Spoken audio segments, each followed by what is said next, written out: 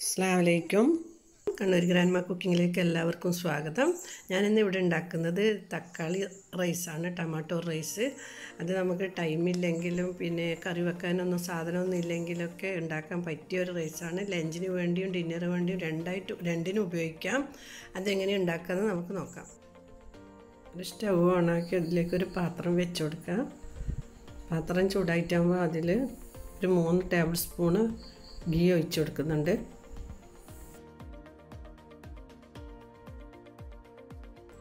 ഈ ചൂടായിട്ടുണ്ട്. ഇതിലേക്ക് 1 ടീസ്പൂൺ കടുക് ചേർത്ത് കൊടുക്കാം. 1/2 ടീസ്പൂൺ ജീരകം, 1 ടീസ്പൂൺ ഉഴുന്ന് പരിപ്പ്. നല്ലപോലെ ഒന്ന് ഇളക്കി കൊടുക്കാം. ചെറിയ തീയിലുമാണ് ഇതാക്കാൻ, അല്ലെങ്കിൽ പെട്ടെന്ന് കരിഞ്ഞു പോകും. ഇതിലേക്ക് കുറച്ച് അണ്ടിപ്പരിപ്പ് ചേർത്ത് കൊടുക്കുന്നുണ്ട്. നിങ്ങൾക്ക് ഇഷ്ടത്തിനനുസരിച്ച് അണ്ടിപ്പരിപ്പ് ചേർത്ത് കൊടുക്കാം.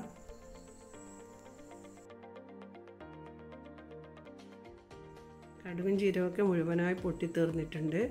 ഇതിലേക്കൊരു ചെറിയ കഷ്ണം ഇഞ്ചി ചെറുതായി മുറിച്ചിട്ട് ചേർത്ത് കൊടുക്കുന്നുണ്ട്. ഒരു 5-6 അല്ലി വെളുത്തുള്ളി ചെറുതായി മുറിച്ച് ചേർത്ത് കൊടുക്കാം.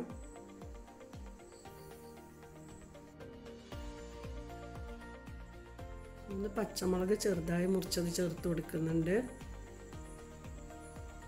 ഇതെല്ലാം കൂടി നല്ലപോലെ മിക്സ് ചെയ്ത് കൊടുക്കുക. ഇതിലേക്ക് ഒരു മീഡിയം സൈസ് ഉള്ളി മുറിച്ചത് ചേർത്ത് കൊടുക്കുക. കുറച്ച് നല്ല നേർങ്ങനെയാണ് മുറിച്ചിട്ടുള്ളത്. നല്ലപോലെ ഒന്ന് മിക്സ് ചെയ്ത് ഇതിലേക്ക് കറിവേപ്പില ചേർത്ത് കൊടുക്കാം.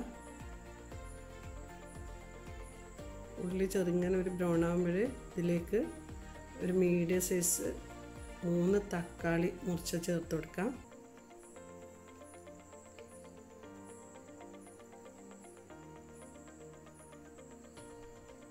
ഇതിലേക്ക് 1 ടീസ്പൂൺ ഉപ്പ് ചേർത്ത് കൊടുക്കുന്നുണ്ട്. ഉപ്പ് വേണമെങ്കിൽ പിന്നെ നോക്കിയിട്ട് പിന്നെ ബാക്കി ചേർത്ത് കൊടുക്കാം. 1 ടീസ്പൂൺ മുളക് പൊടി ചേർത്ത് കൊടുക്കുന്നുണ്ട്. ഞാൻ ഇതിൽ കാശ്മീരി മുളക് പൊടിയാണ് ചേർത്ത് കൊടുക്കുന്നത്. എല്ലാം കൂടി ഒന്ന് നല്ലപോലെ യോജിപ്പിക്കുക. നല്ലപോലെ ഇളക്കി യോജിപ്പിച്ച് അടച്ച് വെച്ചിട്ട് ഒരു 5 മിനിറ്റ് വേവിക്കാം.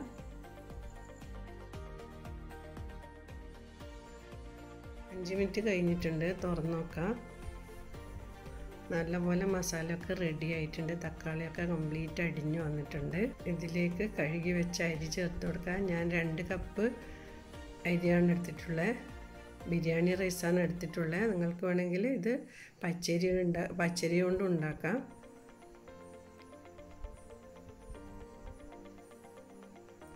ഇതൊരു 2 മിനിറ്റ് നല്ലപോലെ ഇളക്കി യോജിപ്പിച്ച് കൊടുക്കണം. നല്ലപോലെ മിക്സ് ചെയ്യുക. 2 മിനിറ്റ് നല്ലപോലെ ഇളക്കി കൊടുത്തിട്ടുണ്ട്. തക്കാളി റൈസിൻ്റെ മണമൊക്കെ വന്നിട്ടുണ്ട്. ഇനി വെള്ളം ഒഴിച്ച് കൊടുക്കുക. ഇതിലേക്ക് ഞാൻ 2 കപ്പ് അരിയാണ് എടുത്തിട്ടുള്ളത്. അതിന് 4 കപ്പ് വെള്ളം ചേർത്ത് കൊടുക്കുന്നുണ്ട്.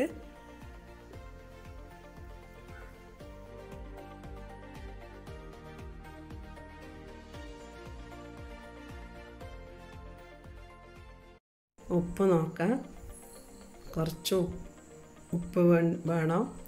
നേരത്തെ ഞാൻ 1 ടീസ്പൂൺ ഉപ്പ് ചേർത്ത് കൊടുത്തിട്ടുണ്ട്. അതിന് നിങ്ങൾ ഉപ്പിന് ആവശ്യത്തിനനുസരിച്ചിട്ട് ചേർത്ത് കൊടുത്താൽ മതി. ഓരോരാൾക്കും ഓരോരോ ഉപ്പാണ് ഉണ്ടാക്കുക. നമുക്ക് ഇവിടെ കുറച്ച് ഉപ്പ് വേണ്ടു. നല്ലപോലെ ഇളക്കി യോജിപ്പിച്ച് ഫുൾ ഫ്ലെയിമിൽ 10 മിനിറ്റ് അടച്ചു വെച്ചിട്ട് വേവിക്കാം. 10 മിനിറ്റ് ആയിട്ടുണ്ട്. തുറന്ന് നോക്കാം. വെള്ളമൊക്കെ നല്ലപോലെ വറ്റിയിട്ടുണ്ട്. പിന്നെ ഒന്ന് ഇളക്കി കൊടുത്തിട്ട് അടച്ചു വെച്ചിട്ട് ചെറിയ തീയിൽ 10 മിനിറ്റും കൂടി വേവിക്കാം. വീഡിയോ കാണുന്നവരാരെങ്കിലും സബ്സ്ക്രൈബ് ചെയ്യാൻ ബാക്കിയുണ്ടെങ്കിൽ ഒന്ന് സബ്സ്ക്രൈബ് ചെയ്യണേ. തൊട്ടടുത്ത ബെൽ ബട്ടണും കൂടി ഒന്ന് അമർത്തുക. നിങ്ങൾ മാത്രമേ ഞാൻ അയക്കുന്ന വീഡിയോൻ്റെ നോട്ടിഫിക്കേഷനൊക്കെ കിട്ടുകയുള്ളൂ. അടിപൊളി തക്കാളി റൈസ് റെഡി ആയിട്ടുണ്ട്. എന്തായാലും എല്ലാവരും ഒന്ന് ട്രൈ ചെയ്ത് നോക്കണം. നിങ്ങളെ വിലപ്പെട്ട അഭിപ്രായങ്ങൾ അറിയിക്കണം. Thank you.